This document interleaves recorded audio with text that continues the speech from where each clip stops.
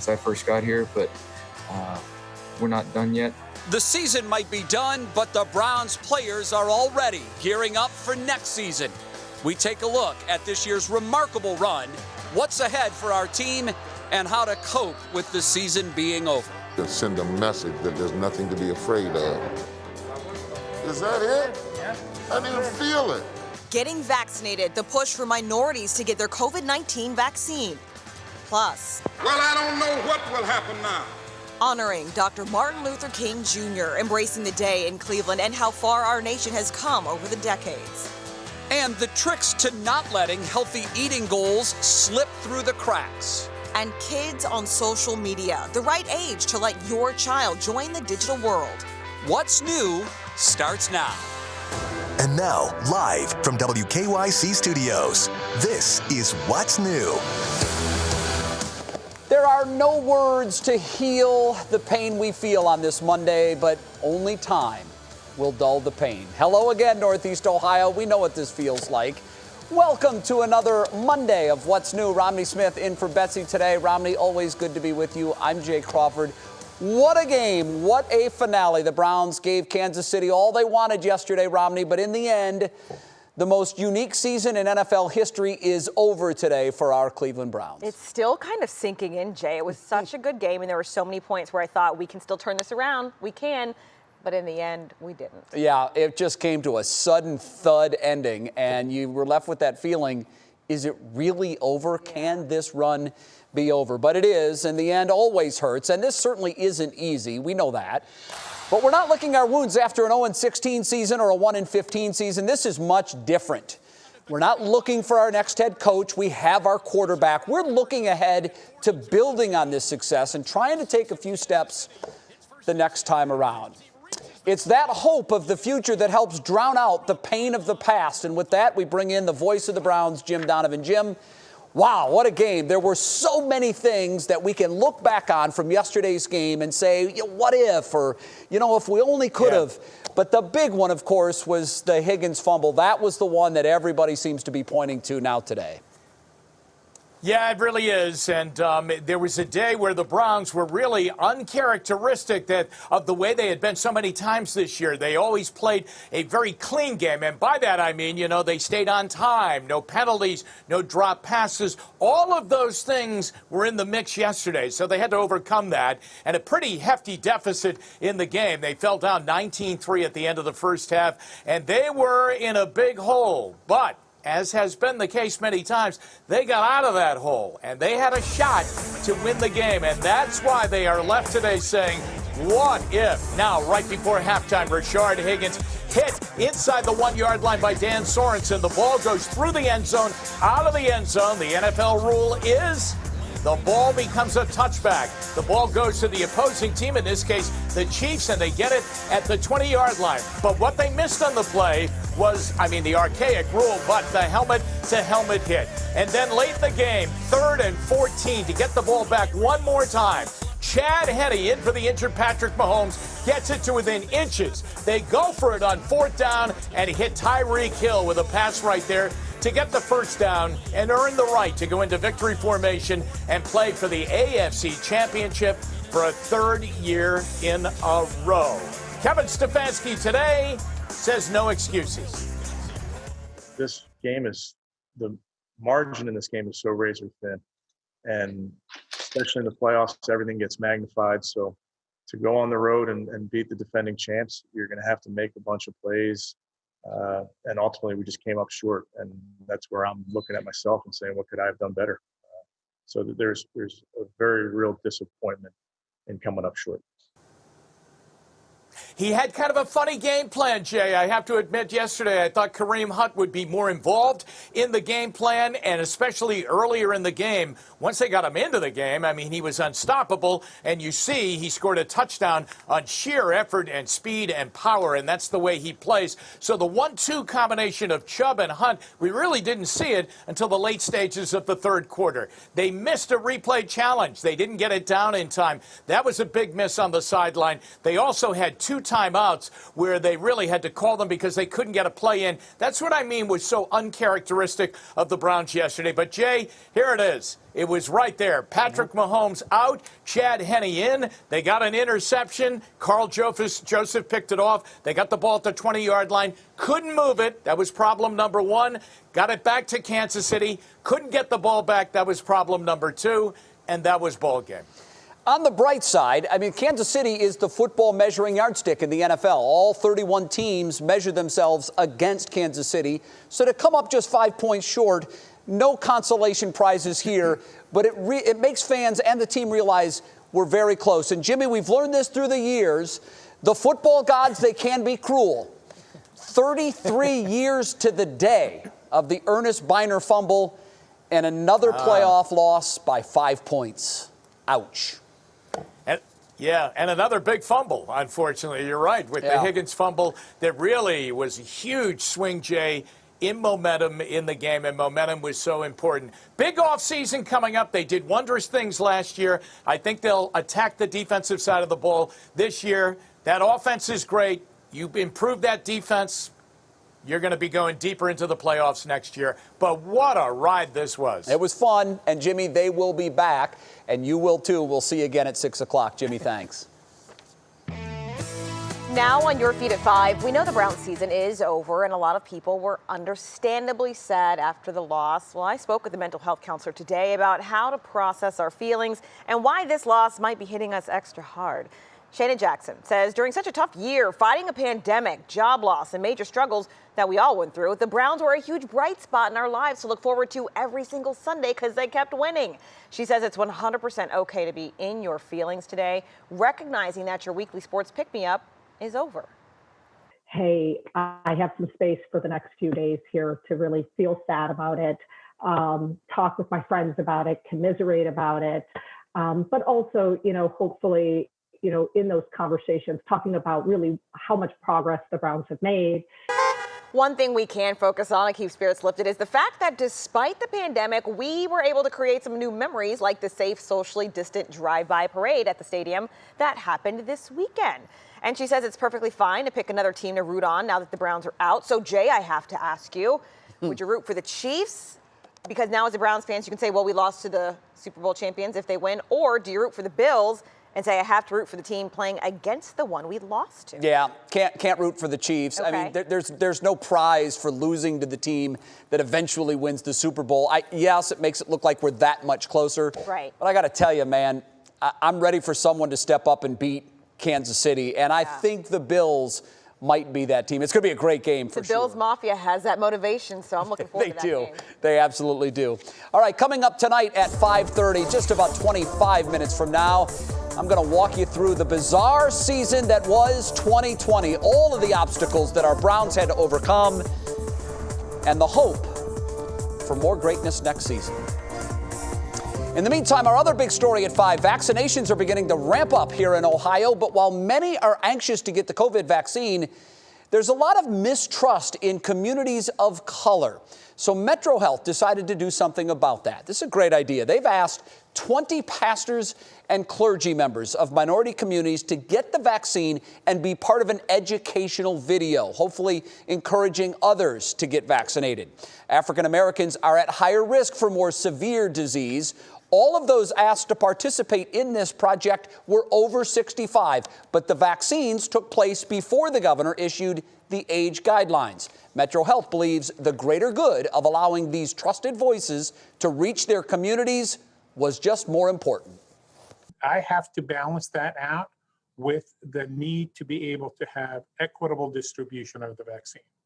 And today we have individuals who are leery because of history of experimentation on African-American community, are leery of getting the vaccine. It is incumbent upon us to combat that. Absolutely. Now, Metro began vaccinating the over 80 crowd over the weekend. Dr. Boutros says they had no problem filling slots at their Parma location. However, they're still working to fill vaccine spots in Cleveland Heights. Well, today marks the 35th anniversary of Martin Luther King Jr. Day being established as a federal holiday. It's a day meant to remember the civil rights icon who was striving to create equity and access for the disenfranchised in order to make our country fair, truly, for all. As Will Ewick shows us, his mission is still being fought for today. I believe this is a day where we should do something for other people. Just do good toward mankind on this special day. First observed in 1986, Martin Luther King Day has become a tradition of honoring Dr. King's vision for a better nation, a vision that Pastor Larry Macon Jr. says is vitally important today. More than ever, I feel this day is important because it also gives us a day to examine ourselves, to see where we are in the fight for equality and for justice. Organizations and volunteers around Greater Cleveland pause to remember Dr. King today in many ways. The whirlwind of revolt will continue to shake the foundations of our nation until the bright day of justice emerges. From speeches to virtual events, exhibits, and joining together to help and serve those in need. The man stood for so much, serving the marginalized, serving the underserved, and all we're trying to do is really just spread his spirit today. We've got some difficult days ahead, but it really doesn't matter with me now because I've been to the mountaintop. We certainly haven't reached Dr. King's mountaintop, and Macon says he would probably be disappointed that we haven't made more progress by the year 2021. But the important thing is we keep striving and practice the preaching of Dr. King by helping to make the world a better place. He'll realize that we're still striving toward the mountaintop that he so eloquently told us that we need to try to reach. While many of the events and activities happened earlier today, some of them, as well as some of the exhibits, go into the night and later into the month. We have a complete guide on our website at WKYC.com. Will Ewick, 3 News. You will. Next on What's New, it is Money Monday, so we've got tips on how you can save money even if you're living paycheck to paycheck. Our consumer investigator, Danielle Serino, is up next with that. And a new flick is dropped on Hulu, and one of the executive producers is a Cleveland native. We talked to him about how it happened and the big names involved in the new show.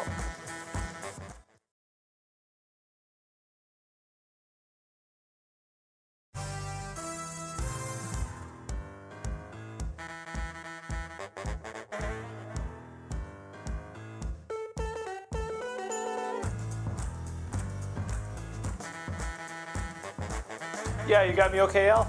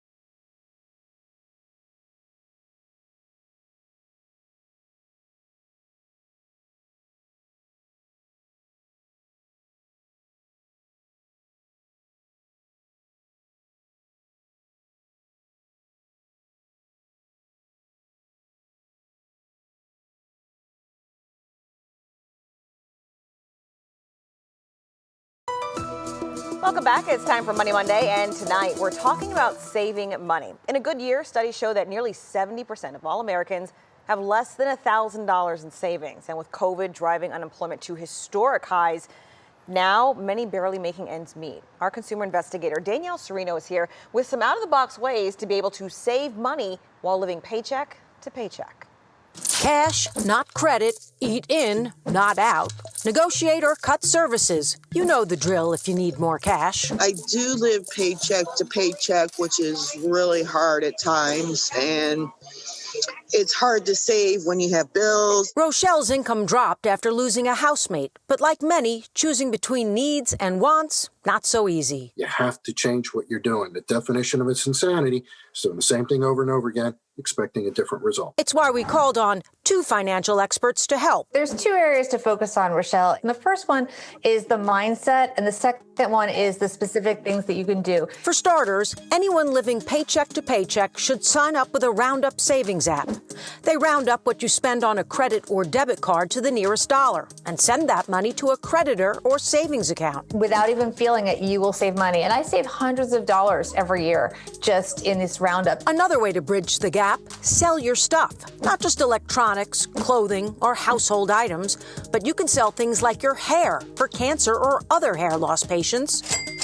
Or donate plasma. You can easily earn extra cash by taking on a side hustle. 45% of 9-to-5ers now have a second gig. They're part-time gigs. Oh.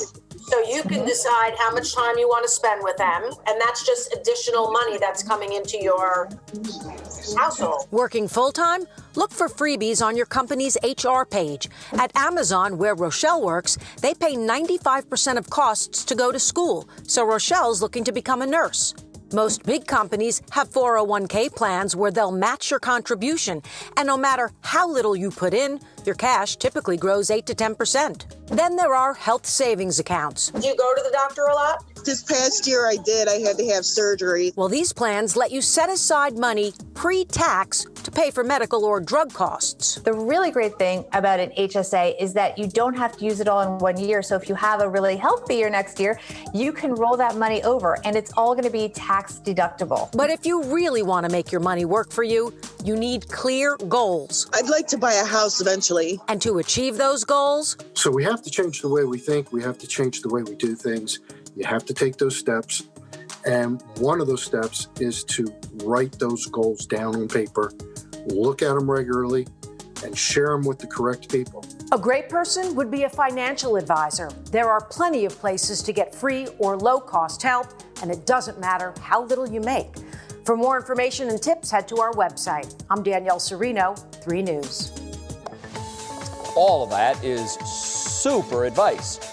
And if none of it works, then you just call up Matt Wentz and ask him for a loan. That's what I do. Works every time. Matt, good Monday to you. Great to see you again. Your weather word today is proud, because I couldn't personally be more proud to call myself a Cleveland Browns fan today. And I think a lot of Clevelanders, even though it's a rough day, I think we all feel a sense of pride. Yeah, absolutely. And certainly it's not going to be a season next season where we're like, oh, maybe next year. The chance is actually there for next year there, Jay. So I am with you there, buddy. What a team we have and what a city we have, and the fans as well. I know we're all in this together. All right, let's talk what we're all in together weather-wise. We've had these snow showers over the last 2 days that have been just on and off. That's what we were highlighting last week. No big accumulation out of this, but we've got yet another wave of some snow showers developing across areas of Lorain and Medina County. You can see Grafton heading over towards Strongsville, some pretty good flakes. Just went through Medina. They're right along 71 right now. We've had the most consistent snow out east in the snow belt. Some of this is lake effect. Other of the snow a little bit further south is more driven by the system in whole, but you can see a live look right now, courtesy ODOT, I-90 at the Chardon exit there, Route 44. Roads are fine, but remember, after that sun goes down, you know the drill. Things can slicken up in a hurry as long as they're not having the treatment on them. And Ashtabula, keep in mind the radar beam a little bit higher in the sky when you get out towards Ashtabula County, so it doesn't detect some of this low-level snow that's falling at the lower levels of the atmosphere, so you can see a live look there. And yeah, visibility is reduced to about a half mile, but again, streets are fine out there. So when does the snow end, or does it continue? Well, we've got another wave moving in tonight, so that ought to kick up more snow showers throughout the evening. The bigger picture, though, we are clearly in the trough across the eastern half of the country. We get these little lobes of energy. One such lobe that will come in here tomorrow night and Wednesday morning.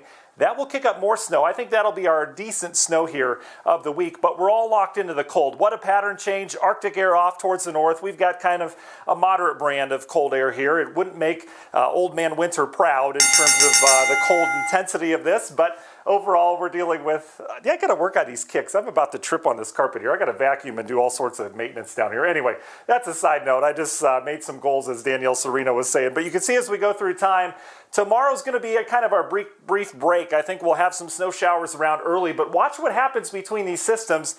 That's sunshine coming in northeast Ohio. I'm optimistic that this is going to happen. I do think we see some sun breaks. Temperatures will be in the 30s tomorrow. We're not going to warm up, but watch what happens tomorrow night. We get that next wave of energy. This will quickly kick up area-wide snow. This could be pretty intense tomorrow evening, tomorrow night, and then eventually with the cold air coming in behind that, we'll kick off some lake effect. I don't think the model's nailing that lake effect a whole lot. We'll have to keep an eye on that, especially out east, and then everything will come to an end as we go throughout the rest of our Wednesday, as you saw there in your National Design Mart hour-by-hour forecast. How much snow? Not a lot tonight, perhaps a coating to an inch in spots, but watch what happens tomorrow night on into Wednesday. Snow belt, we could be talking 2 to 4 higher amounts as you get out towards Erie, so if you do have travel plans there, they could see half a foot, maybe up to a foot in spots towards New York. Your Union Home Mortgage 7-day forecast, here's the snow chances the next couple days. Thursday's our break and we warm up.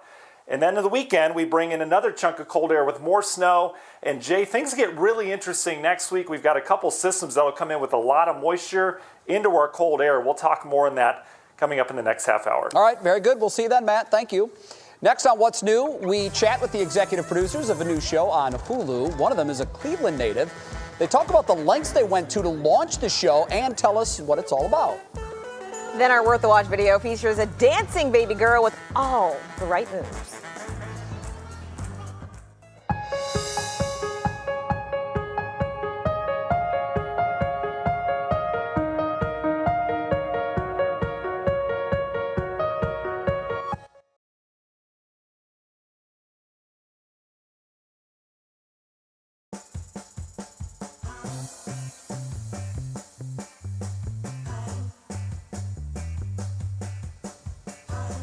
Okie dokie, Smokey.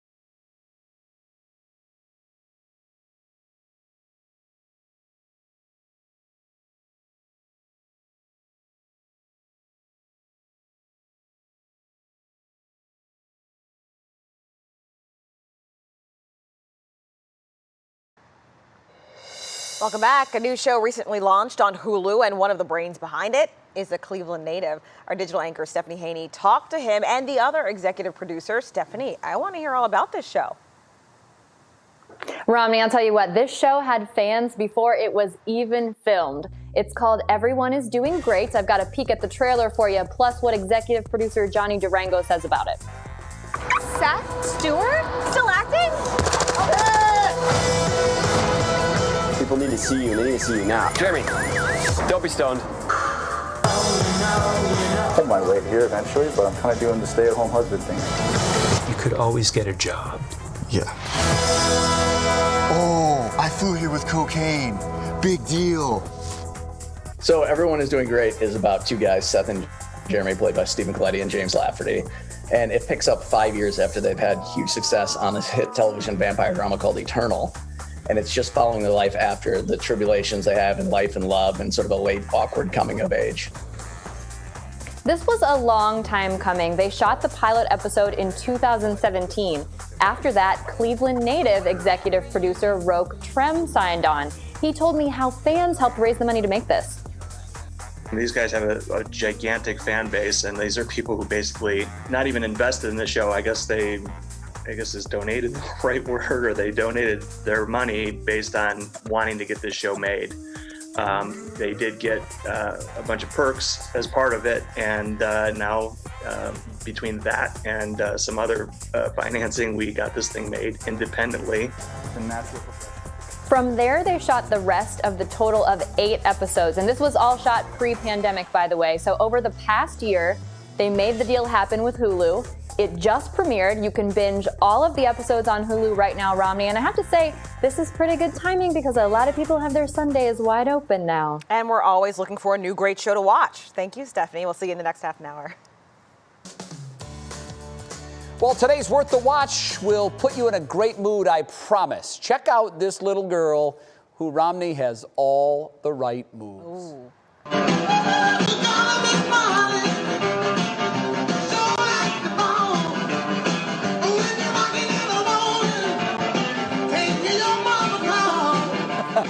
I don't know what I like more, the moves or the facial expressions, but I'm here for all of it. I like the finger in the air, slow drop to the ground. You can tell she's feeling it. She is a future performer, I promise you that. She's an absolute natural. And I got to tell you, Romney, I needed something like that to put a smile on my face, so thank you so much. You know how they say dance like no one's watching? That's the spirit right there. That is the spirit. All right, coming up in the next half hour of What's New, breaking the cycle of losing. The Browns have done it. I'm going to take a look at all of the obstacles they had to overcome in 2020 to do that and why there is so much hope on the immediate horizon. Then we all know most Americans do not stick to our New Year's resolutions all year long. So our Jason Fraser talked to an expert on how to keep your healthy eating habits from slipping through the cracks. Then, Romney, the traps parents need to be aware of when they allow their kids on social media. Things to keep in mind before your child becomes part of that digital world.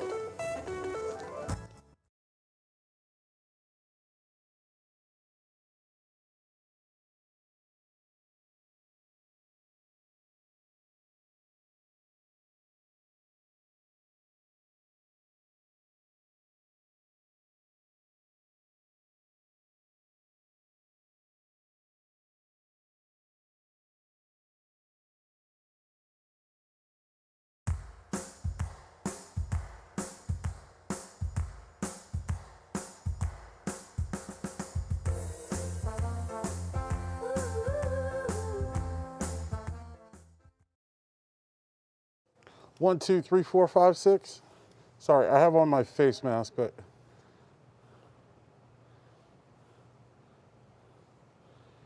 Okay.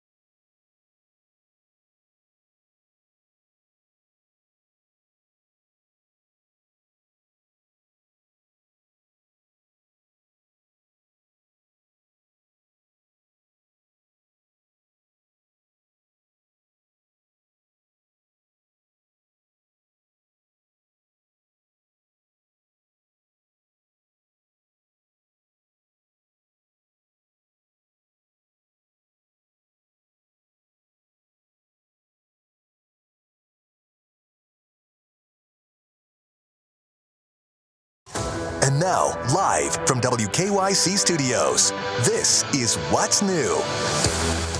Welcome back to What's New. I'm Jay Crawford. Romney Smith in for Betsy today. Romney, always good to have you along for the ride. You've been now in Cleveland for parts of 2 football seasons, but this last year was your first full season in Cleveland, witnessing the craziness that can be Browns fans. Yes. So how do we rate against the fan bases that you've seen across the nation? Well, I've lived in 11 different cities, and I will say Cleveland has some really dedicated fans, but what I respect and love is that it's generational, and so it's so deep here. It might not be the craziest fans ever, but I think in all families, you've got at least 5 people who are intense Browns fans, which I love. And I didn't think of Browns as Cleveland as a big football city before I came here. And then I moved here and I thought, I'm wrong. I am wrong. It's big. Yeah. And it's real for us. And you're right. It's very generational. I love it. All right. Well, we begin today with 3 things you need to know. In less than 48 hours, the United States of America will have a new president.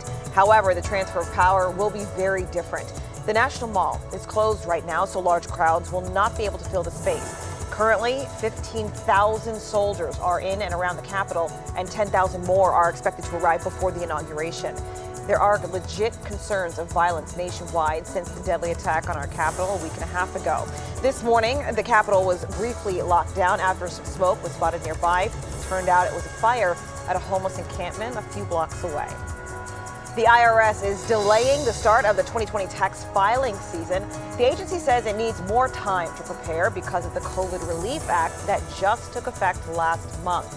So it will begin processing last year's returns on February 12th. The IRS is recommending that taxpayers submit your return electronically and use direct deposit.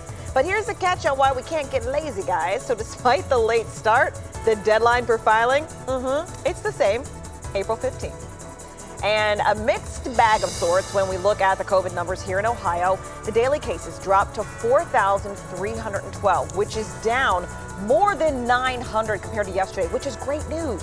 However, our positivity rate is 10%, which is up 0.4%, which is not so good. The number of deaths and hospitalizations also unfortunately increased compared to yesterday. Well, it certainly didn't end the way we hoped it would, but I still think the pain we're feeling today, at least for me, is much easier to handle than the pain of going through what we have the past couple of decades. The Browns' loss to the Chiefs in Kansas City ends the dream of finally making it to a Super Bowl, for now. But when you look back on what this team was able to accomplish, it's actually pretty crazy. He takes a quick snap. Obstacles? Too many to count. Beckham is down. There were key injuries, COVID losses, more key injuries, and even more COVID losses. But this team never quit. Through it all, the Browns remain focused. With the steely glare and steady hand of Kevin Stefanski, this team turned adversity into opportunity, meeting and beating every challenge it faced. Must win against the Steelers to make the playoffs, no problem. They will beat the Steelers in the opening round of the playoffs. Same task a week later to move on, mission accomplished. Kansas City, here we come. From Baker to Chubb, Hunt, and Landry, on offense, they brought us to our feet, reminding us screams while watching football don't always have to be based in anger. We cheered, we hugged and high-fived, responsibly, of course. A lot to be excited about. We were reunited with the joys of watching winning football. On defense, there were sacks, picks, big stops, and heart-pounding moments. In the end, though, we came up 5 points short of toppling football's gold standard, the team the other 31 are measured against. Silver lining? Sure, there's a few. The monkey is gone. The stigma, over. And though we're all experiencing pain on this day, this pain is far better than the pain we've lived with the past 2+ decades. They'll be back in 8 long months. Only this time, we'll all be fully along for the ride. What a year. What a year indeed. I've done the math. 234 days till the NFL opens. Whoa, you're counting down already. Hey, listen, it's never too early. And by the way, I mentioned a couple silver linings in the piece, Romney. There's another silver lining. we have never been to a Super Bowl, okay? And I have told myself that whenever that happens, I am going. I will be at the Super Bowl when the Browns are. That might not have happened this year because they're playing in Tampa Bay, and with all the COVID restrictions, tickets are going to be scarce and very difficult to come by. So that's another silver lining to me. When things are fully open next year, that's when I want the Browns to make the Super Bowl so we can all enjoy it. And I think if we look at them as not having a lot of fans this year in the stands, if they can take that momentum, take it in next season, and go all the way, they deserve to have every seat filled to watch them hopefully win a Super Bowl. And I can assure you they will have every seat filled at First Energy Stadium next year. We've all missed it. We've enjoyed it from a distance. Yeah. Some of us have had an opportunity to go to a handful of games throughout the season, but it's just missing out on the opportunity to actually be there in the moment at First Energy when all this excitement was going on. Oh, just wait until September 9th of next year. We have our countdown from you now. Thank you, Jay. 234 days. All right, well, still ahead. Keeping New Year's resolutions can be really tough. We know.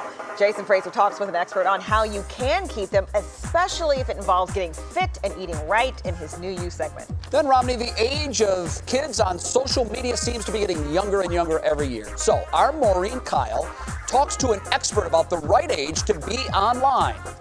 And Matt Wintz, hello again to you. What's going on outside? Well, hi there, Jay. Happy Monday, everyone. We'll take a live look at the CSU cam right now. We've got more snowflakes flying around Cleveland, and as we look at how that translates on the weather map, yeah, pretty snowy across the Great Lakes. We've got more of where this came from, though. There's more snow coming tomorrow night and Wednesday, and then it gets interesting next week. We'll talk all about it in the forecast when we come back.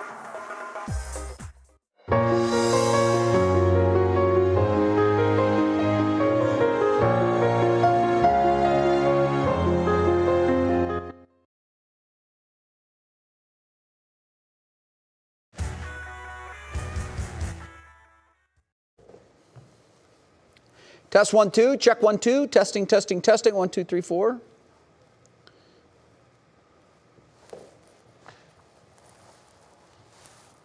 Check 1, 2, testing 1, 2, 3. Is that better? 1, 2, 3, 4. That's better. Okay. It could have been. Yeah, my jacket is split up the back and it's falling funny over the. Okay. Hey there, 1, 2, 3, 4, 5, 6. Camera 18. Okay. Okay.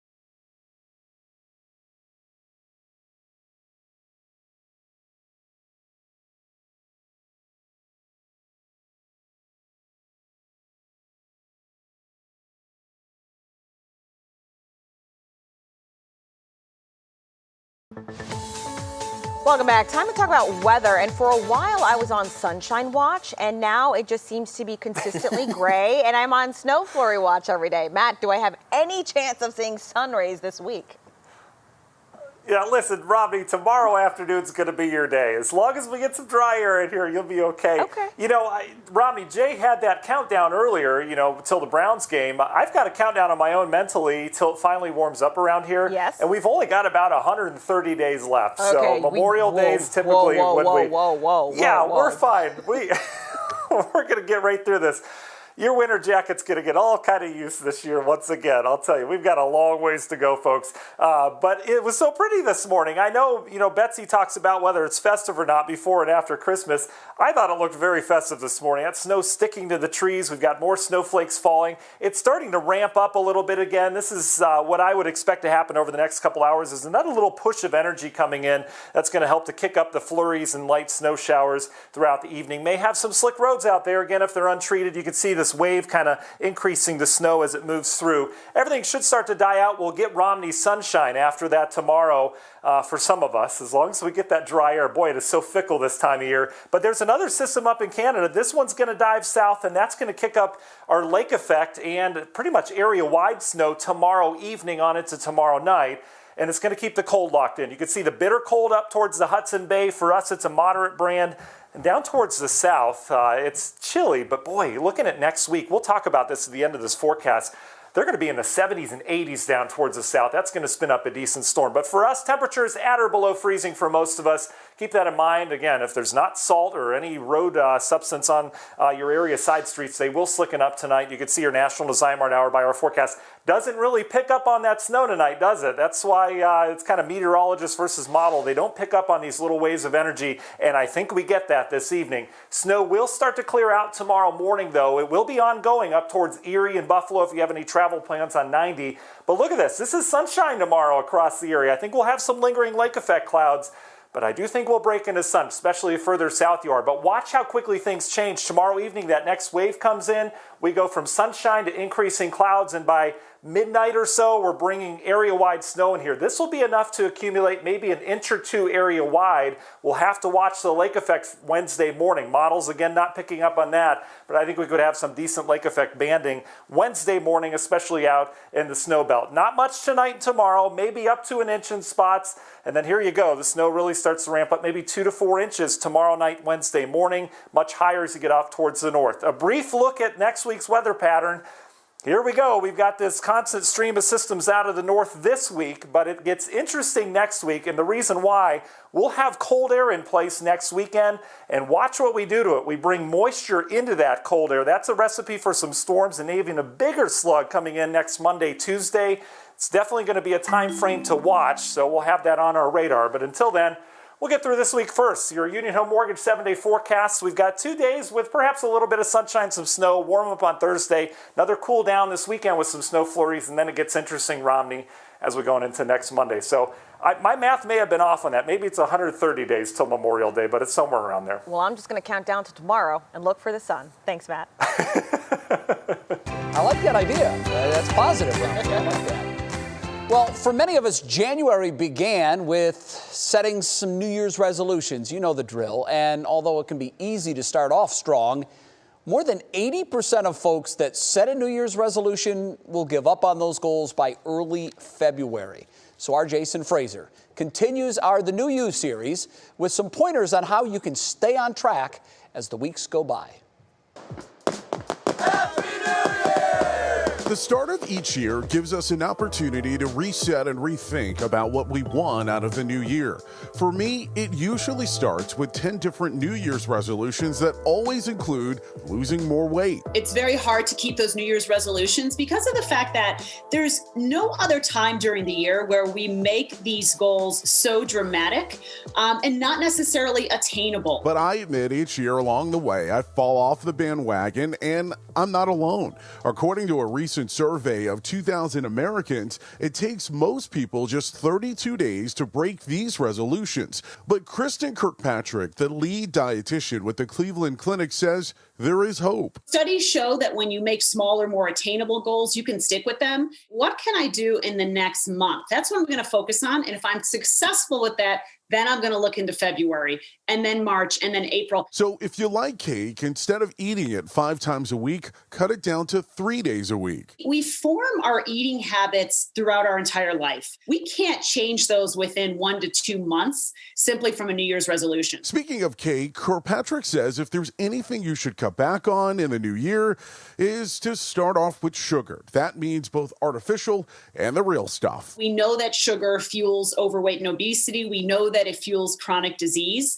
And we know we have to have less of it. Cutting back on your sugar intake will help fuel your weight loss. And Kirkpatrick says start with what happens in the gym. She recommends paying attention to what you're drinking during your workout. Gatorade or Powerade may not necessarily be a good thing. We really don't need to fuel with an electrolyte replacement in a workout that's under 60 minutes. So if you're going to the gym, you're getting on the treadmill for 30 minutes, water is going to hit exactly what you need. You don't really need to do those replacements. Where we see the need for replacement of electrolytes and simple sugars is going to be when we start getting over that 60-minute time frame and the intensity increases. And if you don't like water, try adding a lime or lemon to change the taste. There are some great water mix-ins that have just a small amount of real sugar that gives a little flavor. People love those. People love seltzer waters that have flavor. And after that great workout and dinner, you may be tempted to reach for something sweet. If our goal in 2021 is to feed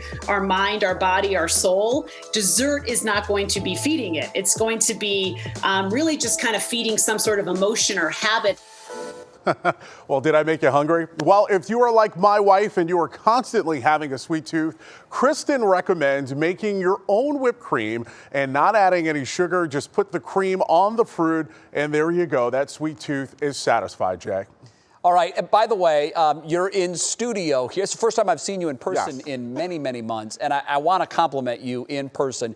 I think you're looking great. Whatever you're doing, keep doing it. I also want to say you are serving as an inspiration to a lot of folks who might not be sure if they can do it. They're watching you do it in real time every Monday on our show. And it is a nice inspiration. So keep it up, man. You're looking great. It's slow. And you know what? Let me also say this. My clothes are starting to feel a little bit looser. And then, of course, you know, I'm more concerned about going into KFC and somebody being like, hey, wait a minute. You shouldn't be eating that piece of chicken. Public pressure, man. Public pressure. You got to be careful what you bring on yourself. Keep it up, though. It's Jay. working. You're looking very good. Okay, up next, what are celebrities saying about the Browns' remarkable season? We have some of their comments. It's ahead in Clicking in Cleveland. Plus, a local doctor weighs in on what age is appropriate to allow your kids to start using sites like Instagram and TikTok. All right, in honor of Martin Luther King Jr. Day, today's pop quiz question was, what was Dr. King's birth name? A, Martin, B, Mark, or C, Michael? The answer when we come back.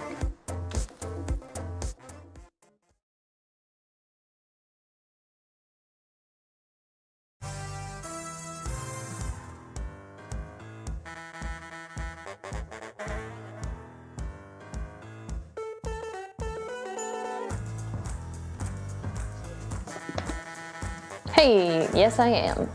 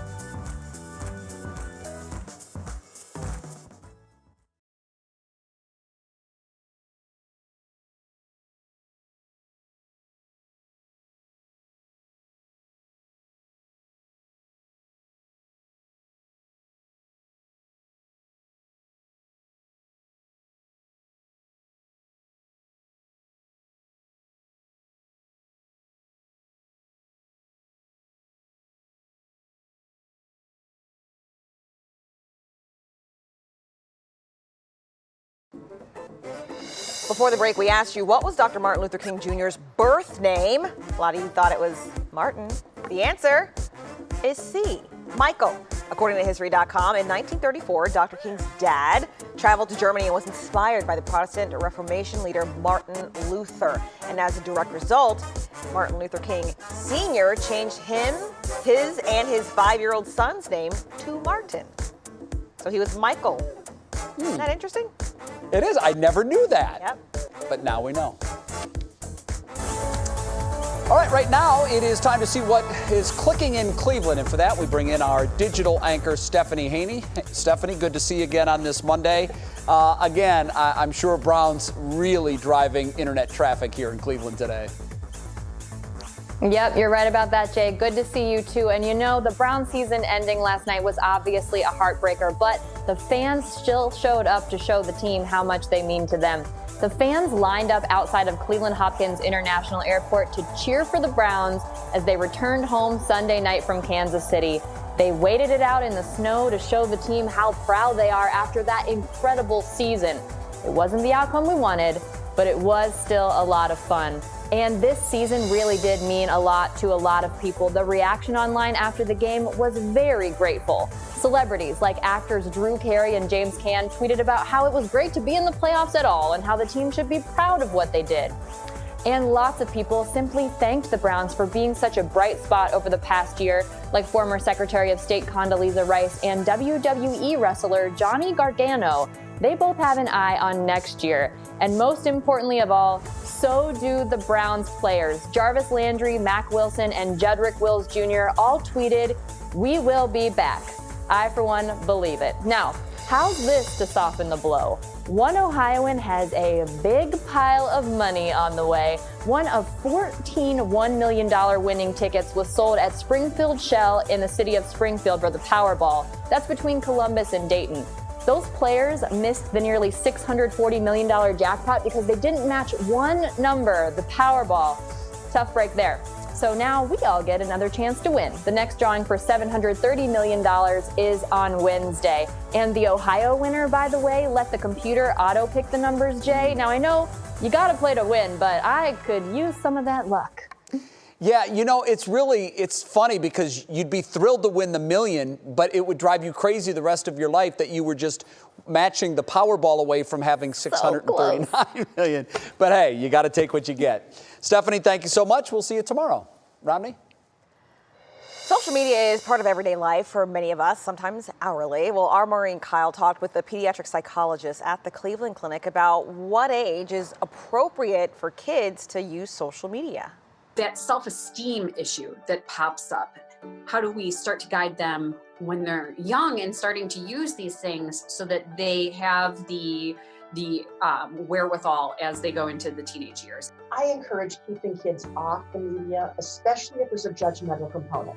When it comes to something judgmental or evaluative, young kids don't understand that. We don't ask them in school to do that. So I think sometimes parents can think about, what do we expect them to be doing in school right now? Are they comparing their papers? Well, probably not in first grade. So maybe that's too young to be asking for feedback from other kids. When the bad things happen and someone says something mean, we have to help them understand again. That's one person's view. It doesn't mean you have to unlike them or you have to say something mean. You can just learn to ignore. That's just their opinion. So we're just gonna, again, not pay attention to that and feel good about all the people who said they liked what you said. And Dr. Jensen says if younger kids are doing something like sharing stickers or building characters on a social media platform, that's okay. But the judgmental component is what's really important to talk about and focus on. Jay? Very valuable advice. Next on What's New, an unlikely friendship has helped a little boy become more talkative and comfortable around friends and family. It's a really neat story. Then on What Matters Most at 6, how a man ended up with a $2,000 bill just for trying to get a COVID-19 test at a nearby hospital. What he did to try to get that debt erased, coming up at 6.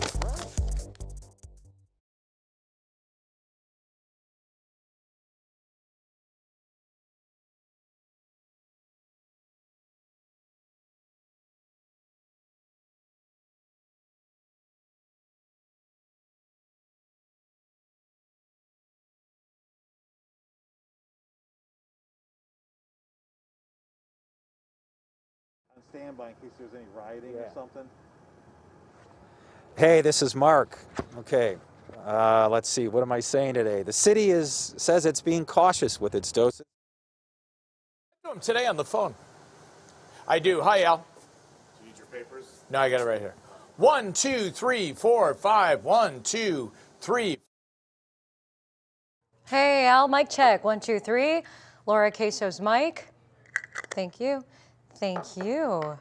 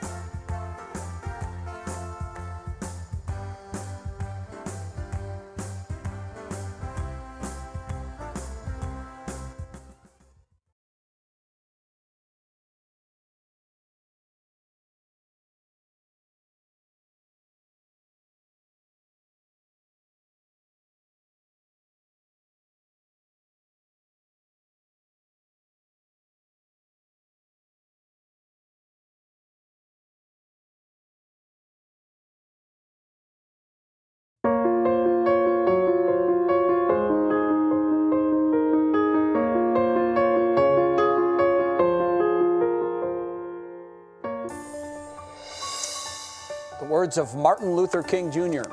Well, today's Show Us Something Good comes from Rhode Island, where an unlikely pair became best friends. 3-year-old Landon has become friends with the sanitation worker who picks up his trash. Landon gets the trash ready and brings it to the curb with his parents each week. He then waits for Chris Perry to drive up in his truck. The friendship is more than a year old now. Perry even played Happy Birthday from his truck for Landon. And if Landon isn't waiting for Perry, when I know if he's not there, I'll come around the second time and he'll be there. Pretty cool story. Landon's parents say he has a hard time talking to others, but for some reason, he's struck a friendship with the sanitation worker, and that relationship has helped him be more open with others. Pretty cool. Well, that's going to do it for us. We're out of time. Back tomorrow at 5. We hope you join us then. What matters